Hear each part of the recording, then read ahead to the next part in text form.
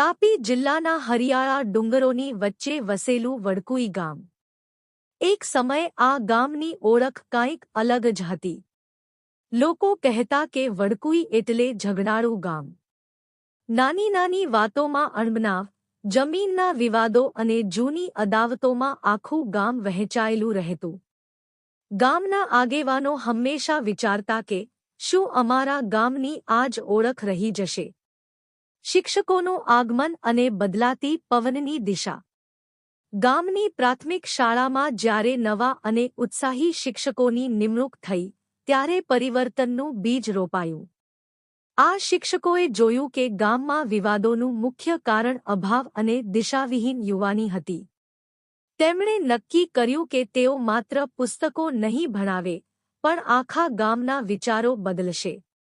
શિક્ષકોએ ગામના આગેવાનો સાથે મુલાકાત કરી. ફતેસિંગભાઈ અને નામી અનામી અન્ય વડીલોએ પણ પૂરો સાથ આપવાની ખાતરી આપી. શિક્ષકોએ એક નવી વ્યૂહરચના અપનાવી. દિવસભર ખેતરમાં કામ કરતા વાલીઓ માટે શાળામાં બેઠકો યોજી. બાળકોને વાર્તાઓ દ્વારા સંપ અને એકતાના પાઠ ભણાવ્યા. પરિવર્તનની લહેરની ધીમે ધીમે શરૂઆત થઈ. ધીરે ધીરે બદલાવ આવવા લાગ્યો.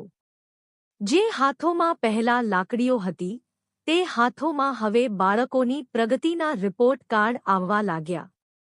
શિક્ષકોએ રમતગમત અને સાંસ્કૃતિક કાર્યક્રમો દ્વારા આખા ગામને એક તાંતણે બાંધ્યું. ગામના યુવાનો જે પહેલા ઝઘડામાં સમય બગાડતા, તેઓ હવે સ્પર્ધાત્મક પરીક્ષાઓ અને ખેતીની નવી પદ્ધતિઓ વિશે ચર્ચા કરવા લાગ્યા. ફતેસિંગભાઈના માર્ગદર્શન હેઠળ શાળા એ ગામનું ન્યાય મંદિર અને પ્રગતિ કેન્દ્ર બની ગઈ. ગામના લોકોએ સમજાયું કે શિક્ષણ જ એક એવું શસ્ત્ર છે જે ગરીબી અને વિવાદો બંનેનો નાશ કરી શકે છે.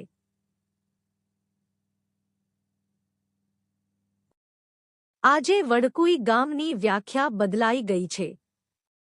હવે તે ઝઘડાળું ગામ તરીકે નહીં, પણ સંસ્કારી અને શિક્ષિત ગામ તરીકે ઓળખાય છે.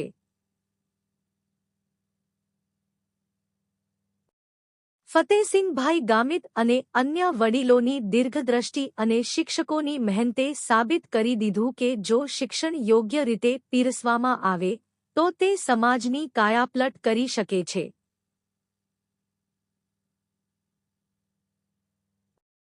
બોધ: જ્યાં કલમની તાકાત વધે છે, ત્યાં ક્લેશ, ઝઘડા આપોઆપ શમી જાય છે.